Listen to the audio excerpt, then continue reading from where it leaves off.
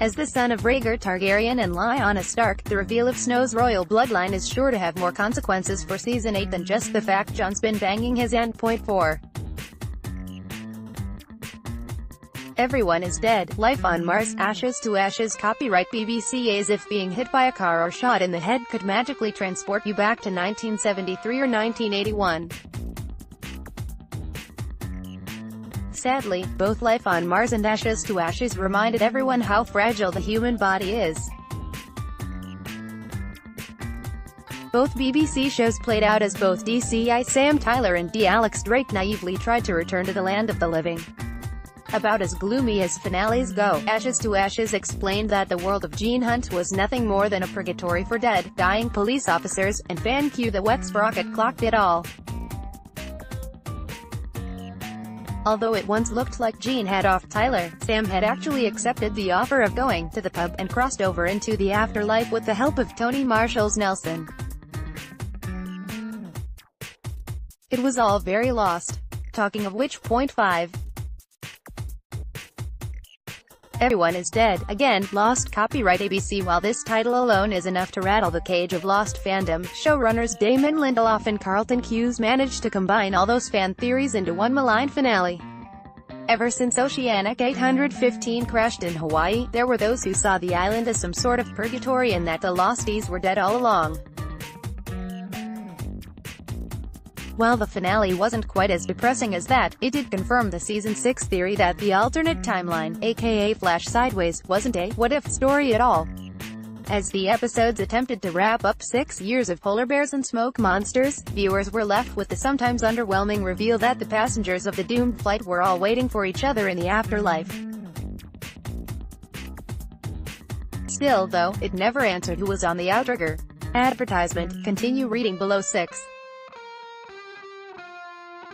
The Man in Black is William. Westworld. Copyright HBO. Perhaps the only show out there that could possibly topple Game of Thrones when it comes to fan theories is Westworld. Coming from the minds of people behind the likes of Memento, what else did you expect? Season 1 of Westworld rolled towards a bloodthirsty finale back in 2016 with plenty of surprises along the way. The idea of dual timelines had barely been signposted along the way, yet some sharp-eyed viewers pointed out that Ed Harris's Man in Black might be some grizzled future version of Jimmy Simpson's William. Casting two men that looked nothing alike and throwing in a few red herrings, Westworld's complicated narrative meant that Season 1 had been telling not two stories at once but one story in two halves, 30 years apart. If only a similarly convoluted timeline had paid off and for Season 2's ratings. 7. Bash's sexuality, glow. Copyright Netflix. Swapping vocals for spandex, glow stars, foundations, singer Kate Nash and her loose-lipped attitude with spoilers. With Season 3 on the way, and Nash's Britannica involved in a shotgun wedding, there are plenty of questions about what happens next. After teasing the sexuality of Britannica's new husband throughout Season 2, fans were already questioning whether Sebastian Bash Howard prefers the company of men. Dropping a clanger, Nash went and spoiled the surprise of Bash's sexuality ahead of time. 8. Jax Teller's Goodbye. Sons of Anarchy. Copyright Sons of Anarchy. Trademark sign. All rights reserved. Series 1-7, Sons of Anarchy had one of the most poignant finales of all time as Charlie Hunnam's Daryl Dixon look-alike embraced his fate and died in the same way as his father. It is hard to forget the image of a smiling Jax Teller slamming into the front of a truck, but wait, haven't we seen that somewhere before?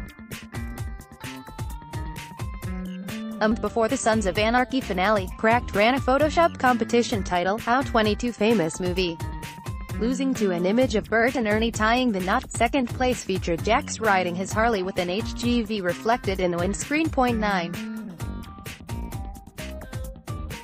The Krabby Patty formula. SpongeBob SquarePants. Copyright Nickelodeon. Another one that will have you looking at your favorite cartoons in a completely different light is the sometimes adult SpongeBob SquarePants. Various trips to Bikini Bottom followed the villainous Plankton as he tried to get his mitts on the secret Krabby Patty formula. Despite Mr. Krabs being a decapod himself, one gruesome Reddit theory posed that he wanted to keep the formula a secret because it contains a Soylent Green-inspired ingredient.